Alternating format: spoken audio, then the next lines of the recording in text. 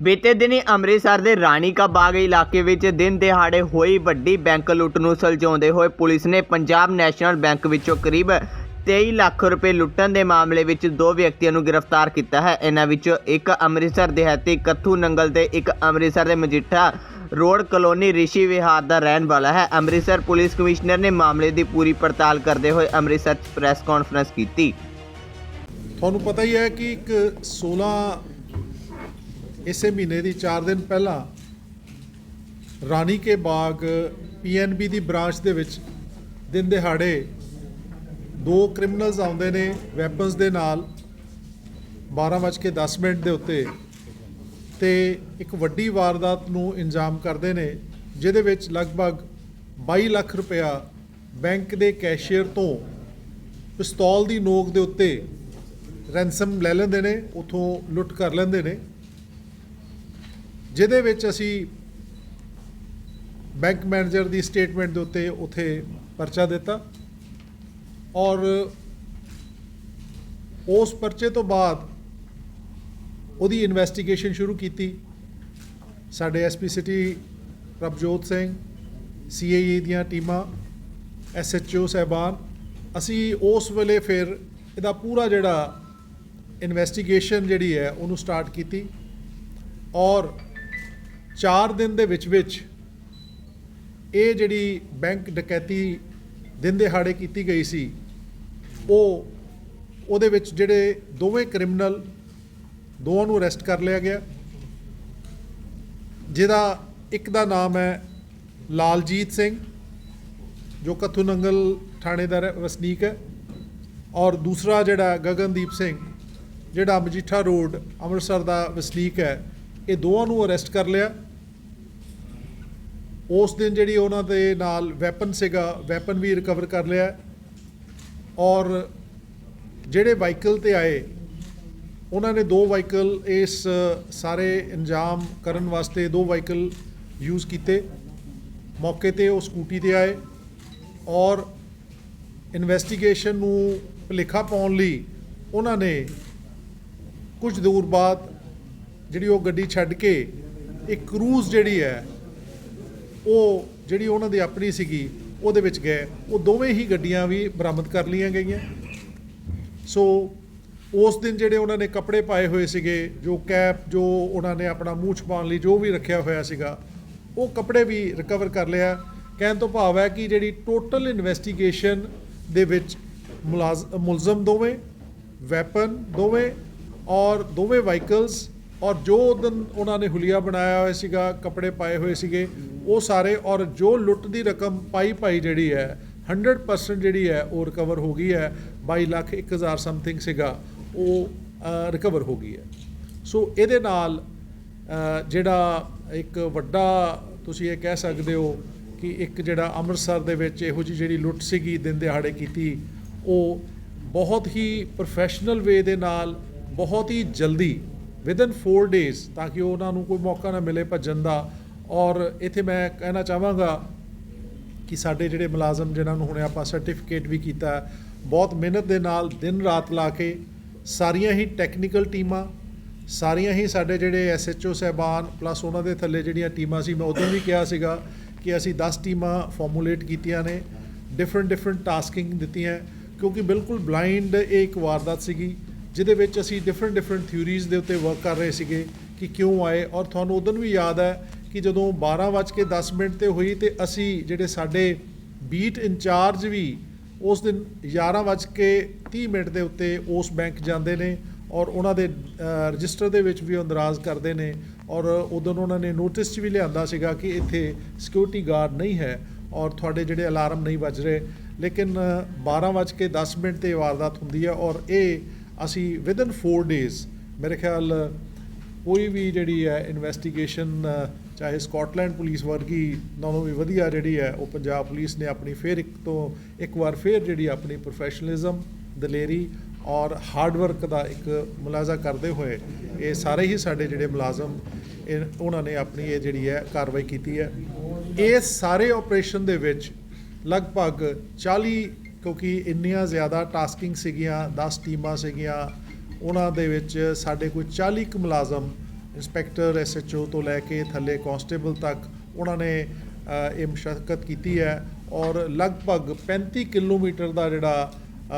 ਉਹ ਸਮਝ ਲਓ ਵੀ ਇੱਥੋਂ ਵਾਰਦਾਤ ਵਾਲੀ ਜਗ੍ਹਾ ਤੋਂ ਲੈ ਕੇ ਜਿੱਥੇ ਉਹ ਗਏ ਨੇ ਉਹਦਾ ਪਿੱਛਾ ਕੀਤਾ, ਡਿਫਰੈਂਟ ਤਰੀਕੇ ਦੇ ਨਾਲ ਪਿੱਛਾ ਕੀਤਾ, ਬਹੁਤ ਸਾਰਾ ਟੈਕਨੀਕਲ ਡਾਟਾ ਲਿਆ ਗਿਆ, ਬਹੁਤ ਸਾਰੀਆਂ ਜਿਹੜੀਆਂ ਉਹ ਉਹਨਾਂ ਦੇ ਨਾਲ ਅਸੀਂ ਦੇਖਦੇ ਹੋਇਆਂ ਇਹ ਕੀਤਾ। ਉਹ 40 ਜਿਹੜੇ ਸਾਡੇ ਜਿਹੜੇ ਆਫੀਸ਼ੀਅਲ ਸੀਗੇ ਉਹਨਾਂ ਨੂੰ ਵੀ ਅੱਜ ਆਪਾਂ ਆਨਰ ਕੀਤਾ, ਸਰਟੀਫਿਕੇਟ ਦੇ ਕੇ ਵੀ, ਕੈਸ਼ ਰਿਵਾਰਡ ਵੀ ਹੋਏਗਾ ਔਰ ਇਹਨਾਂ ਦੀਆਂ ਜੋ ਬਣਦੀਆਂ। ਅੰਦਰ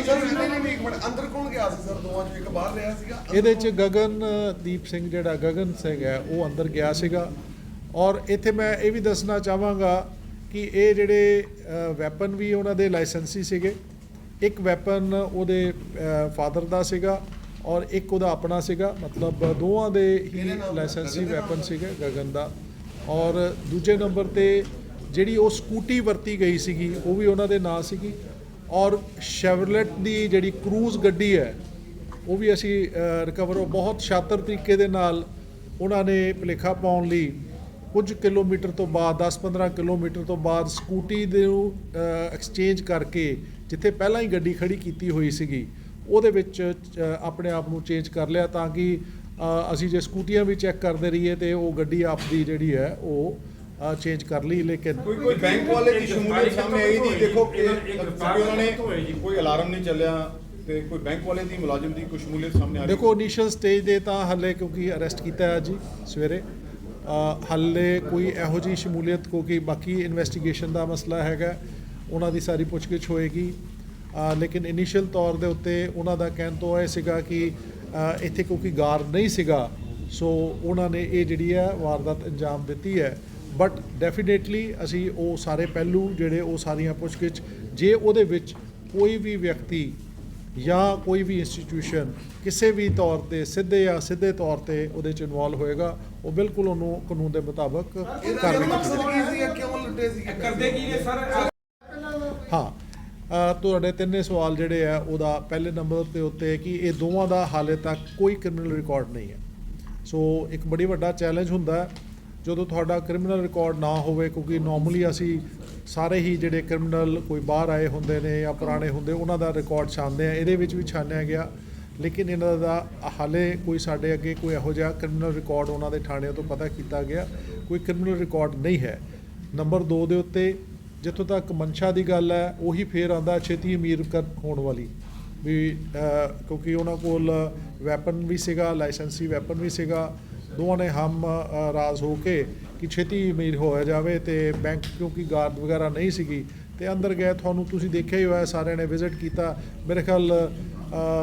1.5 ਮਿੰਟ ਲੱਗਿਆ ਹੋਣਾ, 2 ਮਿੰਟ ਲੱਗਿਆ ਹੋਣਾ ਕਿ ਉਹ ਗਏ ਤੇ ਲਿਫਾਫਾ ਦਿੱਤਾ, ਪੈਸੇ ਦੇ ਦਿੱਤੇ ਤੇ ਚਲੇ ਗਏ। ਰੈਕੀ ਸਰ ਦਾ ਅਕਾਊਂਟ ਹੈਗਾ ਸੀ ਉਹਨਾਂ ਦੇ ਬੈਂਕ ਦੇ ਨਹੀਂ, ਹਾਲੇ ਇਹੋ ਜੀ ਬੈਂਕ ਅਕਾਊਂਟ ਵਾਲੀ ਗੱਲ ਵੀ ਨਹੀਂ ਸਾਹਮਣੇ ਆਈ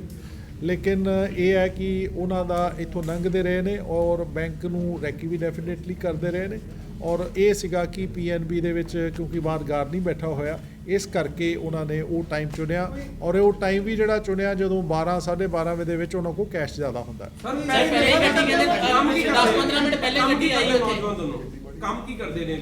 ਹਾਂ, ਜਿਹੜਾ ਲਾਲਜੀਤ ਹੈ ਇਹਦਾ ਤਾਂ ਜ਼ਿਮੀਂਦਾਰਾਂ ਦਾ ਕੰਮ ਹੈ, ਜ਼ਮੀਨ ਵਗੈਰਾ ਕਰਦੇ ਨੇ, ਖੇਤੀਬਾੜੀ ਦਾ ਕੰਮ ਹੈ। ਔਰ ਜਿਹੜਾ ਦੂਸਰਾ ਹੈਗਾ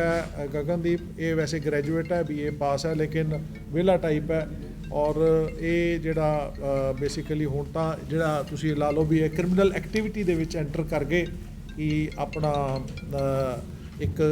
ਕਿਉਂਕਿ ਦੋਵੇਂ ਹਮਰਾਜ਼ ਹੋ ਗਏ ਹੈ ਵਿਲਰ ਟਾਈਪ ਤੁਸੀਂ ਇਹ ਕਹਿ ਸਕਦੇ। ਸਰ ਇੱਕ ਦੇ ਫਾਦਰ ਦਾ ਲਾਇਸੈਂਸੀ ਪਿਸਟਲ ਸੀਗਾ, 2 ਦਿਨ ਪਹਿਲੇ ਵੀ ਪੁਲਿਸ ਨੇ ਪਕੜੇ ਸੀਗੇ 2, ਉਹਦੀ ਮਦਰ ਦਾ ਪਿਸਟਲ ਸੀਗਾ ਇਸ ਤਰ੍ਹਾਂ ਹੀ ਲਾਇਸੈਂਸੀ। ਕਿਆ ਉਹਨਾਂ ਜਿਨ੍ਹਾਂ ਦੇ ਪਿਸਟਲ ਆ ਉਹਨਾਂ ਨੂੰ ਵੀ ਨਾਮਜ਼ਦ ਕੀਤਾ ਜਾਏਗਾ? ਡੈਫੀਨੇਟਲੀ ਦੇਖੋ ਜਿਹੜਾ ਐਕਟ ਦੇ ਮੁਤਾਬਕ ਜਿਹੜਾ ਹੈਗਾ ਜੇ ਤੁਹਾਡਾ ਪਿਸਟਲ ਦੂਜੇ ਦੇ ਕੋਲ ਹੈਗਾ ਤੇ ਉਹ ਡੈਫੀਨੇਟਲੀ ਉਹਦੇ ਕਾਨੂੰਨ ਜੋ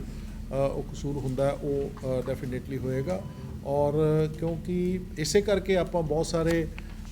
ਵੈਰੀਫਿਕੇਸ਼ਨ ਕੀਤੀਆਂ ਜਿਹੜੇ ਬੰਦੇ ਜਿਨ੍ਹਾਂ ਦੇ ਲਾਇਸੈਂਸ ਨਹੀਂ ਬਹੁਤ ਸਾਰੇ ਕੈਂਸਲ ਵੀ ਹੋਏ ਵੈਰੀਫਿਕੇਸ਼ਨ ਤੋਂ ਬਾਅਦ। ਸੋ ਡੈਫੀਨੇਟਲੀ ਇਹ ਜਿਹੜੀ ਪ੍ਰੋਸੈਸ ਦੇ ਵਿੱਚ ਜੋ ਕਾਨੂੰਨ ਦੇ ਮੁਤਾਬਕ ਹੋਏਗਾ ਉਹ ਡੈਫੀਨੇਟਲੀ ਇਹਨਾਂ ਦੀ ਗ੍ਰਿਫਤਾਰੀ ਕਿੱਥੋਂ ਹੋਈ ਜੀ ਇਹਨਾਂ ਦੋਨਾਂ ਦੀ? ਦੇਖੋ ਦੋਵਾਂ ਦੀ ਅਸੀਂ ਗ੍ਰਿਫਤਾਰੀ ਜਿਹੜੀ ਹੈਗੀ ਹੈ ਉਹ ਅਲਟੀਮੇਟਲੀ ਉਹਨਾਂ ਦੇ ਕਿਉਂਕਿ ਮਿਲ ਕੇ ਉਹਨਾਂ ਨੂੰ ਉੱਥੇ ਘਰੇ ਜਿਹੜਾ ਸੀਗਾ ਉੱਥੋਂ ਅਸੀਂ ਕੀਤੀ ਹੈਗੀ ਹੈ ਤੁਹਾਨੂੰ ਦੱਸਿਆ ਇੱਕ ਇੱਥੋਂ ਨੰਗਲ ਦਾ ਸੀਗਾ ਤੇ ਇੱਕ ਉੱਥੋਂ ਦਾ ਜਿਹੜਾ ਹੈਗਾ ਮਜੀਠਾ ਰੋਡ ਦਾ ਹੈਗਾ, ਉੱਥੋਂ ਉਹਨਾਂ ਨੂੰ ਕੀਤੀ ਹੈ। ਉਹਦੇ ਵਿੱਚ ਬਾਕੀ ਗੱਲਾਂ ਕਿੱਥੇ ਰਹਿ ਕਿਵੇਂ ਰਹਿ ਉਹ ਸਾਡੀ ਇਨਵੈਸਟੀਗੇਸ਼ਨ ਦਾ ਪਾਰਟ ਹੈ। ਉਹ ਅਸੀਂ ਆਪਸ ਦੇ ਵਿੱਚ ਸਰ ਇਹਨਾਂ ਦਾ ਕਦੋਂ ਦਾ ਕਨੈਕਸ਼ਨ ਸੀ ਨਹੀਂ ਬੇਸਿਕਲੀ